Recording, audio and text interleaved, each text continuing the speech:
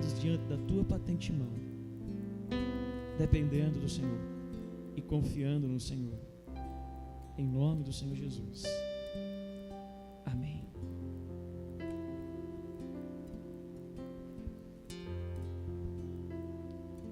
Queria convidar você a abrir a palavra de Deus no livro de Gênesis, capítulo 2.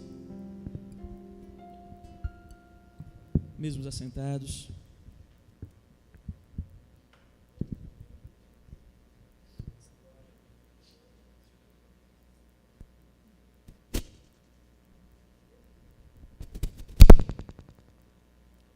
Gênesis capítulo 2. Nós iremos fazer a leitura do verso 15 até o verso 23.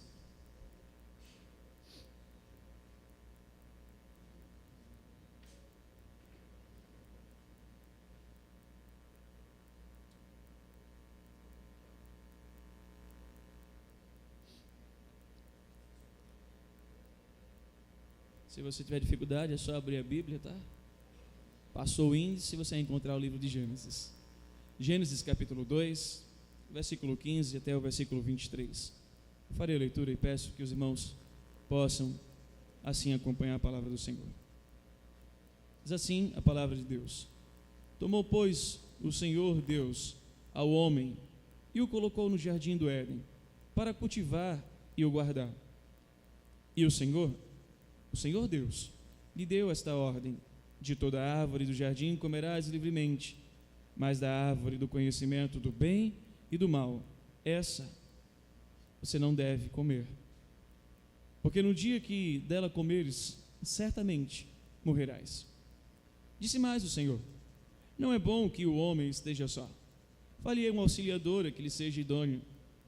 Havendo, pois, Deus formado da terra todos os animais do campo e todas as aves dos céus, trouxe-os ao homem para ver como este lhe chamaria.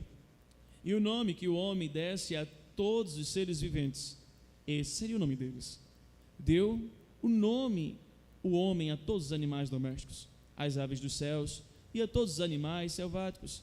Para o homem, todavia, não se achava uma auxiliadora que lhe fosse idônea. Então o Senhor Deus fez cair pesado sono sobre o homem, e este adormeceu, tomou uma das suas costelas e fechou o lugar com carne. E a costela que o Senhor Deus tomara ao homem, transformou-a numa mulher, e lhe a trouxe. E disse o homem: esta, afinal, é osso dos meus ossos, e carne da minha carne. Chamar-se-á varoa, porquanto do varão foi tomada. Por isso, deixa o homem pai e mãe, e se une a sua mulher, tornando-se os dois uma só carne. Versículo 25, eu queria convidar todos em uma só voz. Ora, um e outro, o homem e sua mulher, estavam nus e não se envergonharam. Senhor, fala aos nossos corações, seja gracioso conosco nessa noite, e que possamos compreender o que tens a falar, em nome do Senhor Jesus. Amém. Queridos, nós vamos trabalhar nesse mês de maio a temática sobre a família conectada. E talvez a temática já traga consigo alguns pensamentos, porque estar conectado nos nossos dias hoje é algo supernatural, é algo super normal. Hoje todo mundo tem talvez um celular, hoje todo mundo tem uma rede social, hoje a nossa geração é uma geração que está presa a TikTok, WhatsApp, Instagram, Face, Twitter e outras redes sociais. Mas não pense vocês que, principalmente jovens e adolescentes, que isso é algo apenas de estar conectado para essa geração. Ficamos conectados quando então conseguimos construir o computador, conseguimos construir a internet de escada que todo mundo sofria. Não. Gerações anteriores também viviam conectadas. Talvez vocês, jovens e adolescentes, não vão conhecer como as gerações anteriores viviam conectadas. Mas as gerações anteriores estavam conectadas pela TV. Hoje talvez você pouco assiste, mas a TV era o grande canal de comunicação. Outro canal era o rádio. Por isso é natural você ver pessoas mais antigas com o radinho. Eles gostam, eles amam, porque sempre tem informação pelo rádio. Outros andavam conectados pelo jornal. algo difícil hoje de vermos, a não ser que nós vejamos os jornais pelas mídias sociais, mas dificilmente a gente está vendo jornal de papel. Outros, eles se conectavam, irmãos, por cartas. Talvez hoje, nos nossos dias, uma carta é uma prova de um grande amor. Dificilmente alguém manda ou recebe carta. Quer ver algo ainda mais profundo da nossa geração anterior, antiga, que estavam conectadas? Telegramas. Talvez os jovens digam: o que é isso? Fax, cartão postal. Quando você viajava, comprava aquele cartão e mandava de lembrança para outra pessoa. Talvez vocês não consigam, jovens, adolescentes, lembrar dessas comunicações. A comunicação ainda mais antiga, sinal de fumaça. Lá nos povos antigos, interpretando a natureza, quando os pássaros voavam. O que eu quero dizer é que estar conectado não é algo só para a nossa geração. E muito mais, quando nós chegamos em Gênesis 2, nós vamos perceber que havia sim uma família conectada. Conexão não é algo, ou estar conectado não é algo apenas para os nossos dias, mas nós precisamos compreender que a primeira conexão real e maravilhosa, ela está acontecendo aqui em Gênesis 2. Ela foi criada por Deus. Veja, capítulo 1, o Senhor vai falar sobre a criação, e o Senhor do nada criou tudo. O Senhor pegou a terra que era sem forma e vazia, e o Senhor deu forma e preencheu o vazio dessa terra. Não foi diferente conosco, porque o Senhor criou todas as coisas, e diz o texto, e viu Deus que era bom, que era belo no original. E quando criou o homem, o Senhor também viu Deus que era algo muito bom. E assim como Ele fez com a terra, Ele fez com o ser humano.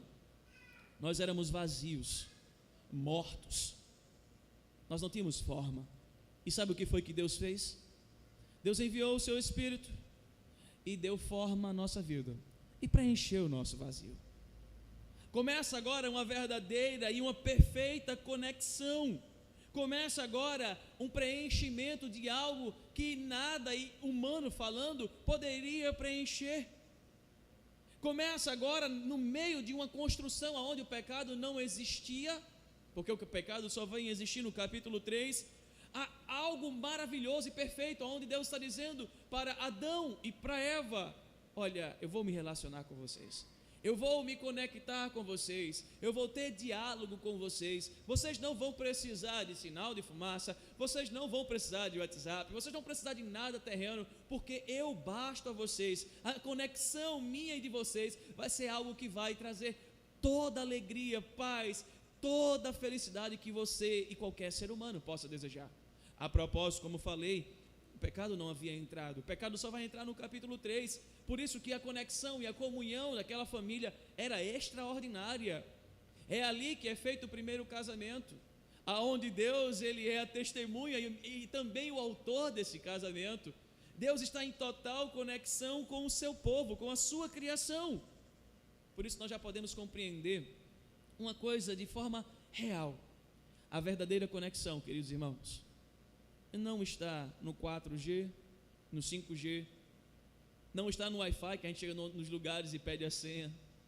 A verdadeira conexão não está nas redes sociais.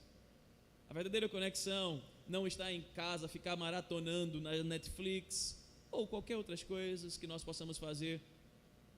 A verdadeira conexão está em ter uma vida feliz e contente com o Senhor. A verdadeira conexão está em ter uma vida de satisfação em Deus.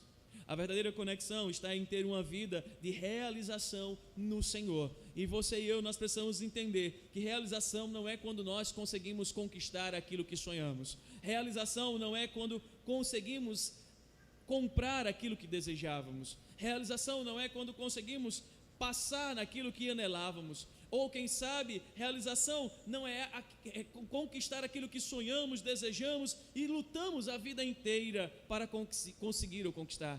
Verdadeira felicidade, satisfação, realização é estar conectado com Deus, é estar cumprindo a vontade de Deus. E o Senhor Deus, por meio desses versos que nós lemos, esses versículos, do versículo 15 até o versículo 23, quer dizer, até o versículo 25, vai nos ensinar como ter uma família conectada, como viver com uma família conectada. E em primeiro lugar, ele começa a nos mostrar que a família vai estar conectada quando entender que a vida, ela é um culto ao Senhor. Eu vou repetir. Ela vai viver conectada quando entender que a vida é um culto ao Senhor. Do versículo 15 até o versículo 17, o Senhor começa a nos ensinar sobre essa vida de culto. Porque, volte comigo ao texto. Há algumas expressões que nós precisamos olhar para ela e compreender o que quer dizer no original, que no caso aqui é o hebraico. Diz assim o versículo 15: tomou, pois, o Senhor Deus ao homem e o colocou no jardim do Éden para o quê? Cultivar e guardar. O Senhor Deus está trazendo duas expressões que no original, essas expressões têm a ver com culto, têm a ver com adoração. Em outras palavras, o Senhor está dizendo para Adão, o Senhor está dizendo para Eva: olha, trabalhem para a minha glória, dediquem a sua vida em fazer as coisas para a minha glória. Por isso o apóstolo Paulo, em 1 Coríntios capítulo 10, versículo 31, traz aquele texto tão conhecido nosso: quer comais, ou quer bebais, ou quer façais qualquer outra coisa, fazei tudo, o que, irmãos? Para a glória de Deus. Trabalhar não é algo ruim.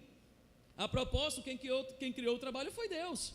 Agora, depois que o pecado entra no mundo, trabalhar tornou-se algo enfadonho, cansativo, estressante, humilhante. Mas quando Deus cria e Deus diz para Adão: cultive, guarde, Ele está dizendo: cultue no seu serviço, na sua vida, em tudo que você faz, cultue o meu poderoso e glorioso nome.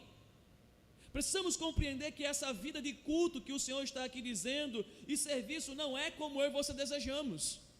Veja, Deus está chamando Adão para cultivar e guardar. Deus está dizendo: olha, você vai adorar no serviço para o louvor da minha glória. E esse serviço não é como você deseja, não é como você quer, não é como você sonha. Nós temos isso dentro da nossa geração. Você já parou para perceber que nossa geração, por vezes, fica escolhendo demais o que quer fazer para trabalhar? As gerações dos meus pais, até a minha adolescência, a gente por vezes não escolhia emprego, o emprego é quem escolhia a gente. É fato, irmãos, e não quero desqualificar a nossa geração, dizendo que ela não tenha conhecimento, pelo contrário. Muitos têm se qualificado e tentam trabalhar naquilo que se qualificaram, glória a Deus por isso. Mas nós temos visto uma geração que não quer colocar a mão no arado, uma geração que busca ganhar dinheiro apenas em casa, uma geração que espera do céu cair tudo e acha que é vítima de tudo e de todos. E Deus está dizendo aqui para Adão: olha, você vai trabalhar e vai cultivar, você vai adorar, não conforme você quer, não conforme você pensa, mas como eu determino, como eu quero. Olhe comigo o versículo 16. E o Senhor deu-lhes o quê? A ordem de toda árvore do jardim. O que ele diz? Comerás livremente. Aí entra uma conjunção adversativa: mas da árvore do conhecimento do bem e do mal não comerás, porque se dela comeres, certamente você vai morrer. Hoje eu falava justamente para os adolescentes e para os jovens que estavam comigo na classe de catecúmenos sobre a aliança edênica. Lá no Éden Deus fez uma aliança, e essa aliança ela tem benefícios, tem as partes, mas ela também tem as cobranças. E o Senhor está dizendo: Adão, não vai ser como você quer, vai ser como eu quero. Adão, você vai trabalhar, mas não como você pensa ou como você imagina, é como eu ordeno. Adão, sua vida de culto não é como você sonha, não é como você almeja. A vida de culto é como eu estou prescrevendo, conforme a minha palavra. Em outras palavras, o que Deus está dizendo para Adão é: Adão, você está sendo chamado e eu estou te ordenando para que você tenha uma fé obediente, para que você tenha uma fé ativa, para que você guarde os meus mandamentos. E o mandamento do Senhor, irmãos, para a vida de Adão é: não coma, porque se você comer, certamente você vai morrer. O mandamento do Senhor e o veredito de Deus para a vida de Adão é: se você me desobedecer, a morte te aguarda. E o que é interessante, irmãos, é que o veredito para a obediência é a eternidade, é a graça, é a comunhão. Mas o veredito para a desobediência, sabe qual é? É a morte. Venha comigo aqui no livro de Gênesis, capítulo 20. Passe algumas páginas, alguns capítulos. Gênesis 20. Olha o que vai dizer o versículo 7.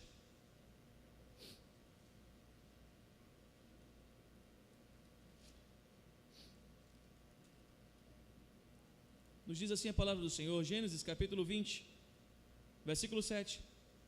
Agora, pois, restituiu a mulher a seu marido, pois ele é profeta, intercederá por ti, e viverás. Se, porém, não lá restituíres, sabe que certamente morrerás, tu e o que é teu. Se nós formos olhar Êxodo, venha comigo mais um texto, sobre a certeza da desobediência, o que é que traz à nossa vida. Êxodo capítulo 31, versículo 14. Olha o que o Senhor vai dizer por meio de Moisés.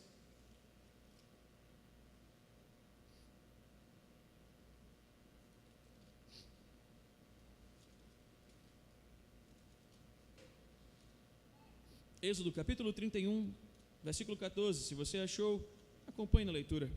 Diz assim: portanto, guardareis o sábado, porque é santo para vós outros.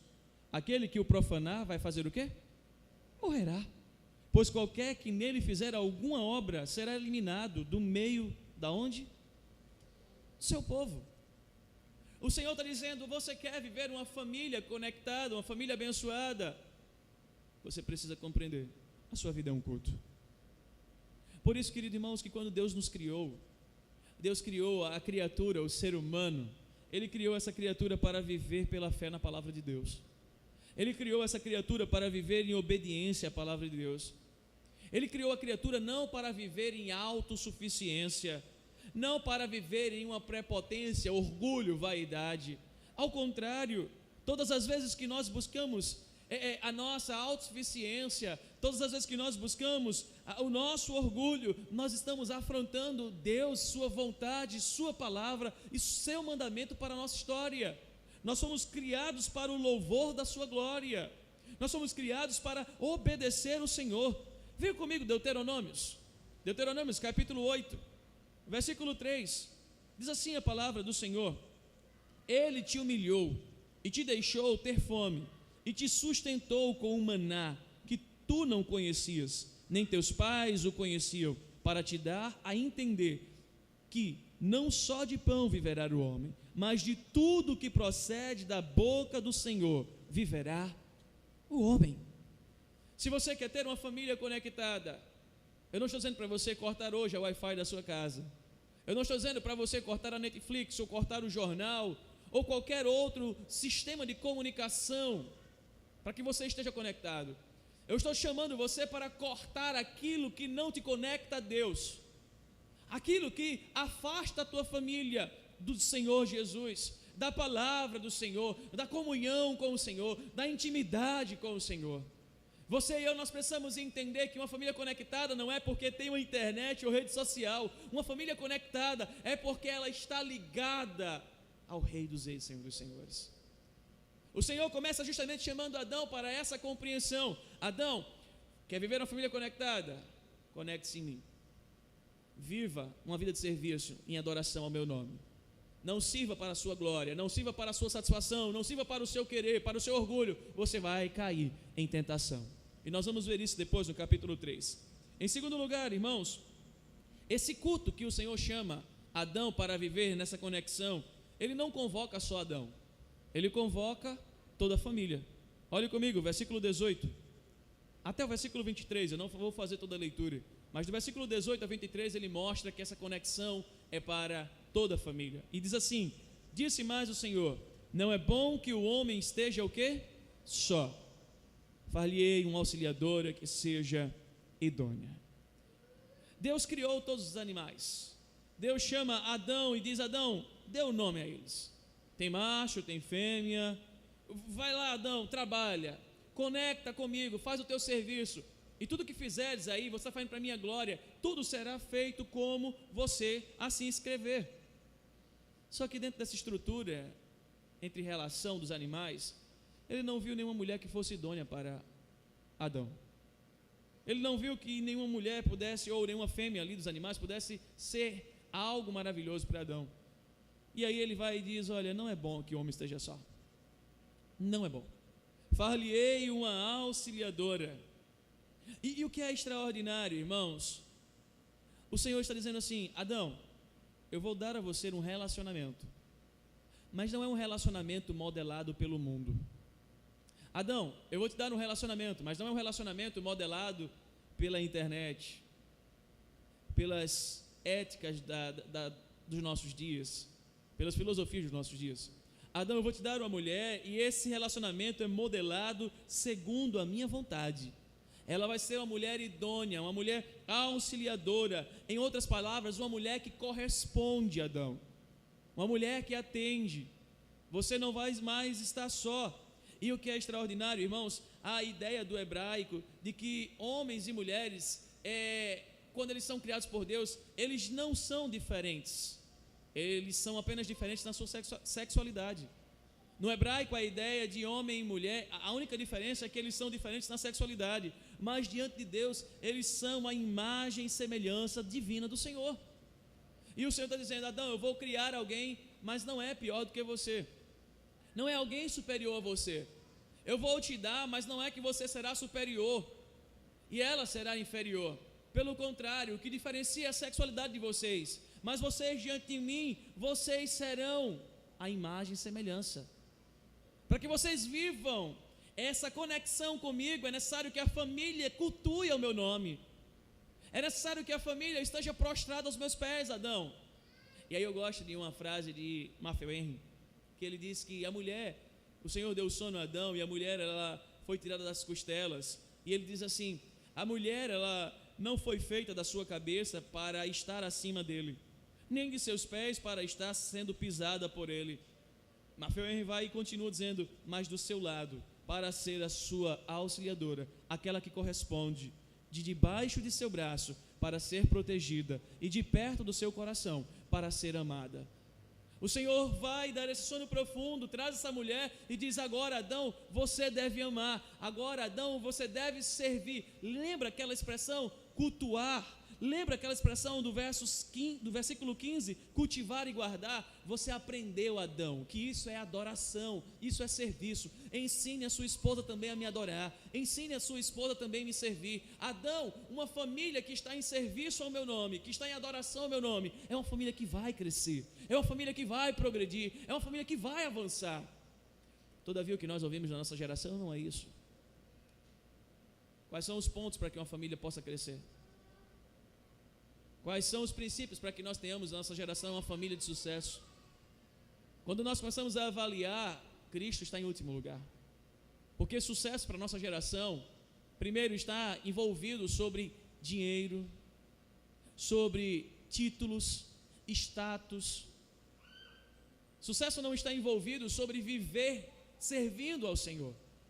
E o Senhor está dizendo: Adão, se você quer ter uma família conectada, você precisa viver uma vida de culto. E veja, querido irmão, principalmente você, homem, o Senhor começou por Adão, que é por meio dele que ele vai agora ensinar a esposa. Depois ele traz a sua esposa Eva, e agora diz: como família vocês precisam me cultuar. E em terceiro lugar, esse culto, querido irmãos, não deve ser um culto feito conforme a vontade do homem, mas esse deve ser um culto ao Senhor que une a família. Olhe comigo, versículo 24. Diz assim a palavra do Senhor: por isso deixa o homem pai e mãe, e se une o quê? A sua mulher, tornando os dois uma só carne. Veja, o marido deixa papai e mamãe, se une a sua esposa, os dois tornam a sua carne. O que Deus quer dizer com essa expressão une? É verdade que aqui vai entrar o sentido da intimidade, mas o que é que Deus quer tratar com isso? Além do sentido da intimidade. Quando nós olhamos para o original, a palavra une, irmãos, está significada como um compromisso pactual. Pastor, o que é que o senhor quer dizer com essa palavra profunda? A palavra une, irmãos, traz a perspectiva de quem Deus é. Deus, ele se uniu a nós. Quando nós olhamos essa expressão, ela traz a perspectiva do compromisso pactual. Deus se uniu ao seu povo, Deus se relacionou com o seu povo, Deus tem intimidade com o seu povo. Como é que era o relacionamento dele com Adão? Todos os dias na viração do dia, Deus se unia, Deus vinha ao encontro, Deus comungava com eles, Deus se relacionava com eles. Não estou falando no sentido de intimidade de homem e mulher, mas no sentido do diálogo, de poder estar em intimidade com sua criação. Interessante, porque essa perspectiva que Deus coloca aqui depois do pecado, ela vai aparecer lá em Efésios capítulo 5, lá no versículo 22 ao 32, aonde Paulo vai falar sobre os deveres da mulher e o dever do homem. Só que aí depois ele vai falar que isso tudo se aplica em Cristo Jesus, porque é um mistério maravilhoso, aonde Cristo veio. Cristo se entregou à noiva, mesmo a noiva não merecendo, mesmo a noiva sendo falha, mesmo a noiva sendo pecadora, Ele entregou a sua própria vida, Ele derramou o seu próprio sangue, Ele morreu na cruz do Calvário, e tudo isso Ele fez porque Ele amou a noiva do Senhor, Ele amou a noiva do Cordeiro. Por isso, queridos irmãos, que o culto que nós estamos falando sobre estar conectado ao Senhor, Ele une a família. Como é que tudo isso se aplica à nossa vida? Como é que tudo isso se aplica depois de compreender o contexto? A vida de um adolescente, de um jovem, dos casados. Primeiro, adolescentes, vocês são as gerações conectadas. Vocês são as gerações que não conseguem passar 2 minutos, quem sabe, sem um celular. Foi muito, não foi? 1 minuto. Sair de casa sem celular parece que é sair sem roupa. Vocês precisam compreender que muito mais do que estar conectado com a rede social, vocês precisam conectar com Cristo. A rede social, é verdade, você pode trabalhar por ela, você pode ganhar os likes, você pode fazer muita coisa, mas cuidado, elas vão te corromper. Existem muitos adolescentes, irmãos, que estão expondo seus próprios corpos, sua própria vida, em troca de likes. Estão pensando que estar conectado assim vai fazer com que sejam popstar, sejam vistos por tudo e reconhecidos por todos. Deixa eu dizer uma coisa para vocês, adolescentes e jovens. Nós precisamos saber usar a internet e a rede social para a glória do Senhor. Não é para a nossa glória. Uma vez que nós estamos usando para a nossa vaidade, orgulho e nossa glória, nós estamos pecando diante de Deus. Quer ver uma coisa que parece banal, simples, mas é destruidor? Jovens e adolescentes hoje não estão na casa do Senhor.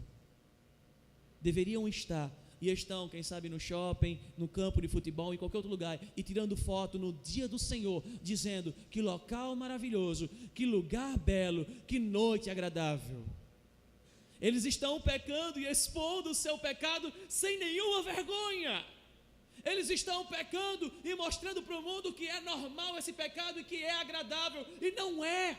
O dia do Senhor foi construído por Deus para nós adorarmos no seu santo lugar, para estarmos conectados com Ele, para ouvirmos a sua voz. Cuidado, jovens. Não é papo de pastor que quer ver a igreja cheia. Não é papo de pastor. É papo de Deus, a vida de vocês, de chamar vocês a um compromisso, de chamar vocês a entender que a melhor conexão que vocês precisam é ouvir a voz do Senhor, é conversar com Ele, é ser quebrado e estar quebrantado diante dEle. Pais, vocês precisam viver conectados para saber o que é que os filhos de vocês estão vendo. Semana passada eu tomei conhecimento de tantas coisas, e aí, interessante, dentre elas, uma me assustou, aonde pais depois descobriram que um filho ou filha estava envolvida com a internet por meio de jogos, e tinha uma pessoa do outro lado que era pedófilo, e já estava marcando encontro com a jovem, e tudo começou por meio de um jogo. Pais, vocês precisam estar conectados a Deus e conectados aos filhos de vocês. Eles são a herança do Senhor para a vida de vocês. Eles são presentes de Deus. vocês têm que zelar. É lindo ver a barriga crescer, é lindo ver nascer, mas mais lindo é educar no caminho do Senhor, porque o Senhor te emprestou, e você precisa zelar por aquilo que Deus te deu. Estar conectado não é simplesmente colocar o Wi-Fi em casa, ou colocar as séries que teu filho quer assistir, ou quem sabe dar a ele o videogame que ele gosta. Estar conectado é sentar com ele, é orar com ele, é orar por ele. Estar conectado é compreender que você tem o dever, pai, de cultivar, você tem o dever de guardar a sua família. Lá no Éden, Deus chama Adão, nos nossos dias, Deus nos chama, e não é uma brincadeira, é uma responsabilidade imensa, porque o mundo não está brincando com os nossos filhos, o mundo não está brincando com a ingenuidade talvez deles, pelo contrário, está levando cada vez mais a malícia e ao pecado. Queridos, o que era normal há tanto tempo, hoje vira normal, e nossas escolas estão sendo doutrinadas, e nós como pais estamos achando que é normal, e não é. Nós precisamos educar com amor e por amor a Deus, ensinar as crianças no caminho que devem andar, para que quando chegue a idade avançada, não venha a se desviar dela. Maridos, o Senhor vos deu uma esposa, e você quer uma família conectada, você tem que tomar a sua esposa e convocar a sua família para adoração. Sabe, queridos irmãos, alguns pensam que a Bíblia ela é machista, porque o Senhor Deus começa o relacionamento chamando o homem. Lá em Efésios, Deus vai dizer que o homem é o cabeça do relacionamento, e não é. É porque no pacto edênico, lá em Adão, Deus chamou o homem para esse pacto, e esse homem agora representa Deus na família, ele é o sacerdote do lar, é ele que tem que chamar a família para servir ao Senhor, é ele que tem que cultivar, é ele que tem que guardar a sua família. Sabe por quê? Porque o mundo está aí fora, querendo entrar na tua família e destruir toda a tua família. Uma das coisas piores para mim como professor em sala de aula era quando nós tínhamos a reunião dos pais e mestres, e eu vi muitos pais dizer assim: professor, eu não sei mais o que eu faço com o meu filho, professor, eu não sei mais o que dizer. Como não? Como não? Queridos irmãos, nós precisamos compreender.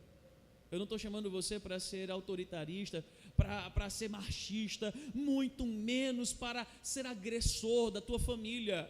Eu estou chamando você para compreender o seu papel e viver esse papel na tua família para a glória de Deus, porque o Senhor te deu uma família, não foi para ir para o inferno. O Senhor não te deu uma família para ser destruída por Satanás. O Senhor não te deu uma família para ser dilacerada pelas propostas desse mundo. Pai, acorda em nome de Jesus. Volte-se a conexão com o Senhor. Volte a conectar sua família a Cristo. O Senhor te deu essa família, e nessa família colocou a esposa para você amar, colocou a esposa para você cultivar, colocou a esposa para você se unir a ela, e no trabalho com ela abençoar a vida dos seus filhos, zelar pela vida dos seus filhos.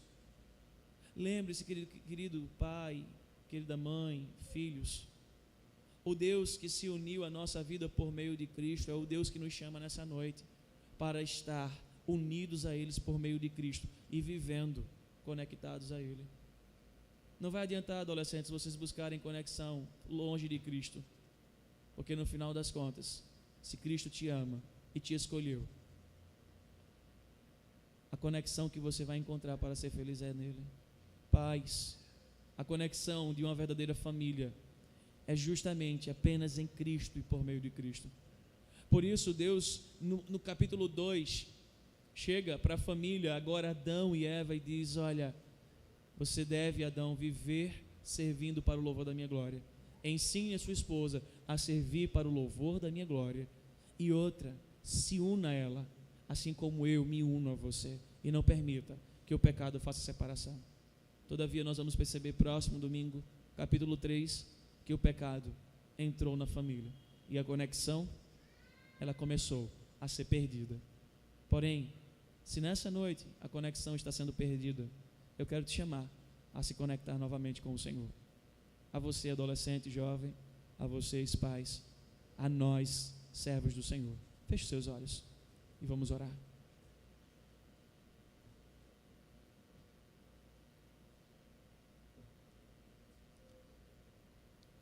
Querido Pai, mais uma vez estamos diante de Ti, reconhecendo que nós somos, reconhecendo o nosso pecado, reconhecendo que lá no Éden o Senhor fez uma aliança com Adão. E o Senhor disse a ele: olha, Adão, você tem que cultivar e guardar, fazer tudo para louvor da minha glória. Sua vida tem que ser um culto. Nos ensina também sobre isso, Senhor. Nos ensina que a nossa vida é um culto constante. Não é porque estamos na igreja, mas quando sairmos da igreja, a nossa vida continuará sendo um culto. Amanhã, ao chegar no trabalho, a nossa vida continuará sendo um culto.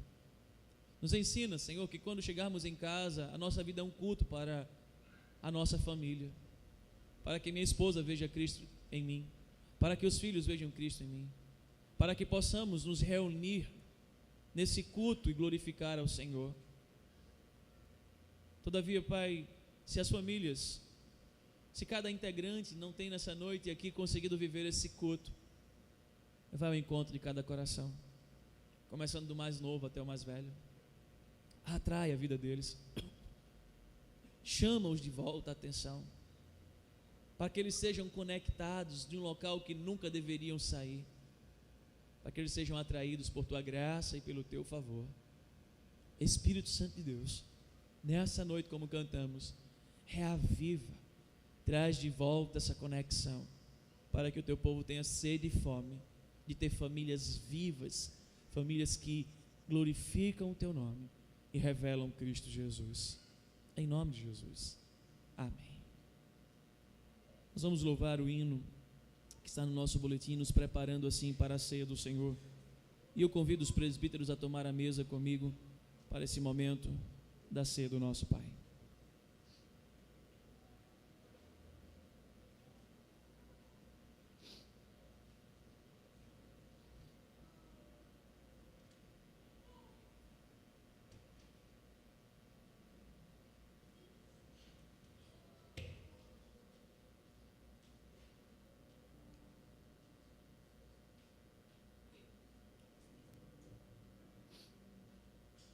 Hino de número 346.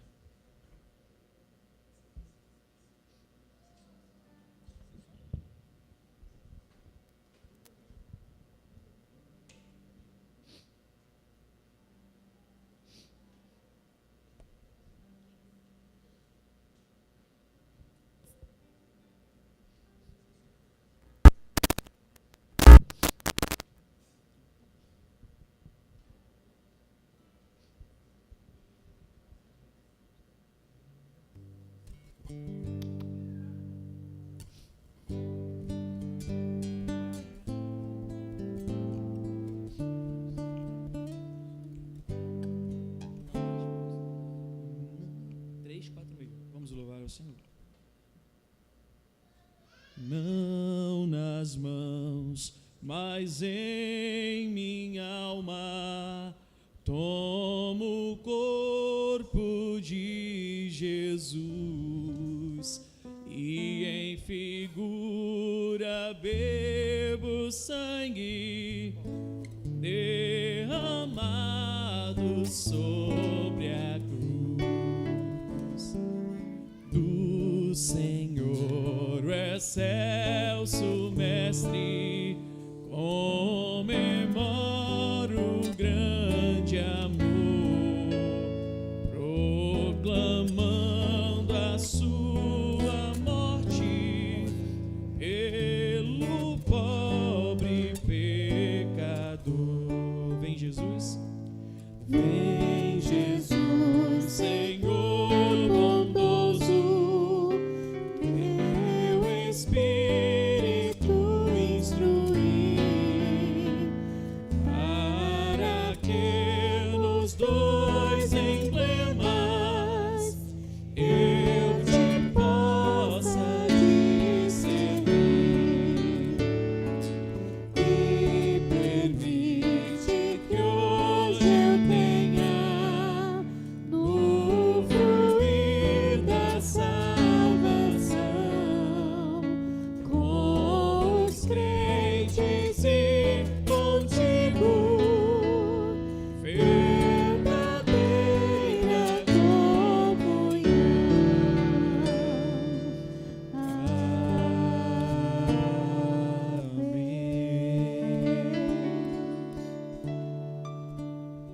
Coríntios capítulo 11, versículo 23 em diante, vai falar sobre o Senhor Jesus.